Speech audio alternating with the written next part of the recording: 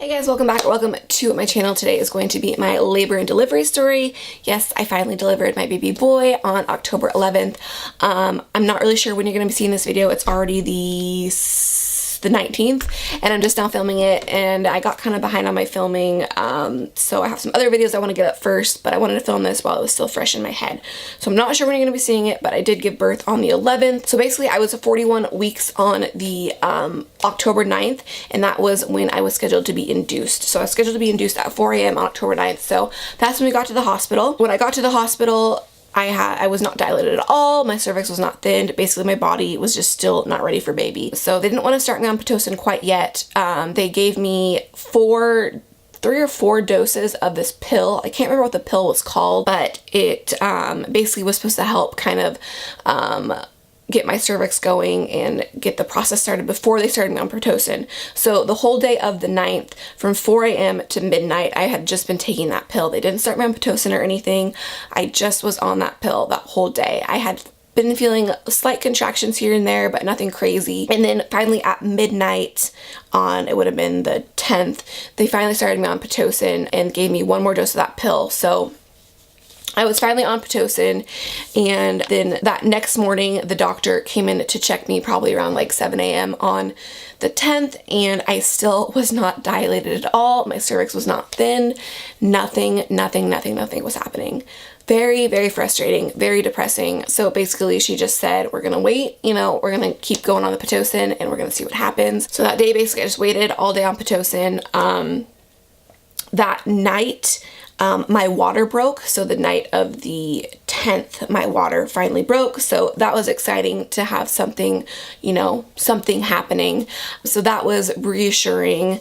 I got really sick that night after my water broke, just throwing up and nauseous. It was awful. So then the morning of the 11th, the doctor checked me again and still not dilated. Even after my water broke and everything, she said that she was going to put in a balloon to help my cervix get bigger.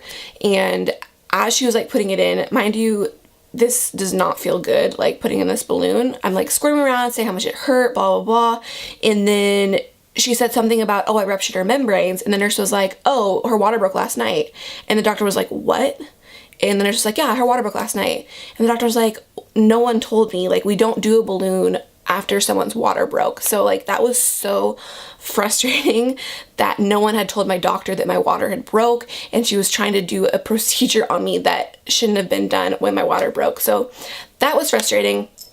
So basically, she said that we're just gonna wait some more. We're not gonna do the balloon. We're just gonna hope that since my water broke, we're gonna give it a little more time and hope for the best. So this is the 11th still. We're on the 11th. That day I started getting some contractions. Some things were happening, definitely. They asked me if I wanted my epidural. I said sure. That was like probably at 10 or 11 a.m. I got my epidural. A few hours later, I could feel everything. Contractions were super, super strong. It was like I had never gotten an epidural. They called the anesthesiologist in, and basically he said sometimes the epidural doesn't take, sometimes it gets dislodged, sometimes things happened. So I had to get another epidural, which was really frustrating. I mean, if you've ever had an epidural, you don't want another one in the same day. I mean, it's not the worst thing in the world, but it's uncomfortable, it's annoying. So I had to have 2 epidurals. So after I got my second one, I felt a little bit better, and then a few hours later, well, it was actually more than a few hours later. It was probably like 5 or 6 p.m. I started to just feel a little bit different, like a constant like pressure. It kind of felt like a contraction, like that just wouldn't end. And I called the nurse and I was like, something feels a little bit different. It just feels like a lot of pressure. And she was like, oh, that's a good sign. Like, let me call your doctor in. So the doctor came back in, checked me, and all of a sudden I was 10 centimeters dilated and I was ready to go. I was so excited to finally be ready to push and to get this baby out, because I had already been in the hospital for almost 3 days at this point, just waiting for my cervix to dilate. So the evening of the 10th at about 6:15, I started pushing. I pushed for 4 hours. 4 hours. The baby just would not move.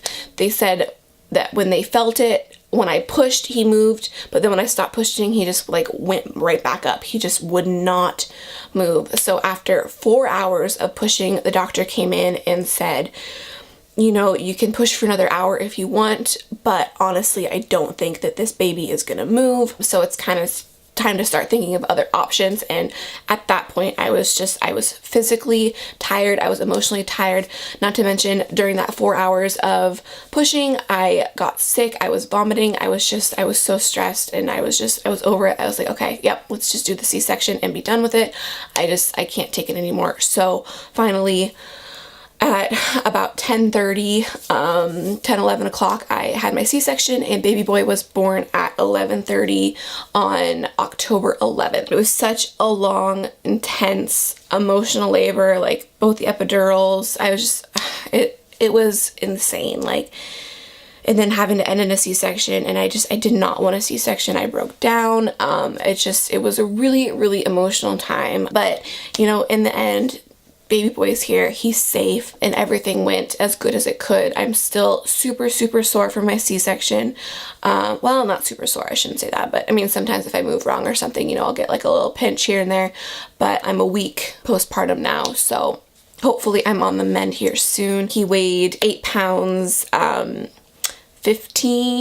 8 pounds, 12 ounces. So he was on the bigger side, but he wasn't like huge, you know. He is adorable. I'll insert some pictures. I'm not going to show him on camera quite yet. He's still so small, and my husband is watching him right now.